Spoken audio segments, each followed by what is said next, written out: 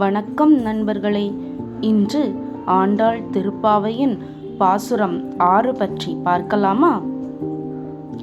பாடல் 6.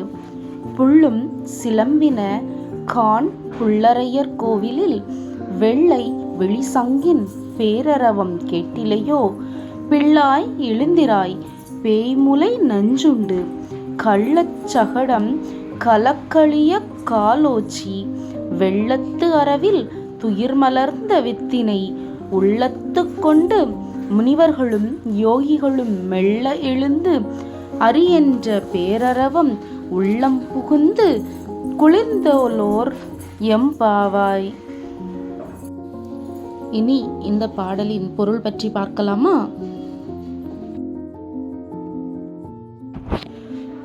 பொருள்: அன்பு தோழியே, நீ உடனே எழுந்திரு. பறவைகள் அதிகாலையில் எழுந்து கீச்சிடும் இனிய ஒலி இன்னும் கேட்கவில்லையா?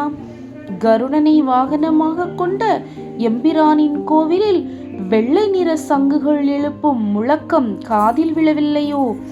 பேய் வடிவம் எடுத்து தன்னை கொல்ல வந்த பூதகி என்ற அரக்கியிடம் பால் கொடுப்பது போல நடித்து அவளது உயிரை பறித்தவனும், சக்கர வடிவில் வந்த சகடன் என்ற அரக்கனின் உயிரை குடித்தவனுமான கண்ணபிரானை யோகிகளும் முனிவர்களும் ஹரிஹரி என்று அழைக்கும் குரலுமாய் உன்னை எட்டவில்லை? உடனே எழுந்து இவற்றையெல்லாம் கேட்டு உள்ளம் குளிர்வாயாக. இனி இதன் விளக்கம் பற்றி பார்க்கலாமா? விளக்கம்: பூதகி என்ற அரக்கியை ஹம்சன் அனுப்பி வைத்தான். அவளை இம்சை செய்து கண்ணன் கொன்றிருக்கலாம்.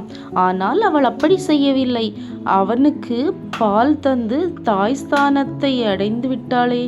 அந்த தாய்மையை பாராட்டும் விதத்தில் அவளது மடியில் அமர்ந்து பாலை குடிப்பது போல் அமைதியாக உயிரை குடித்து அவளுக்கு மோட்சமளித்தான் எம்பெருமான்.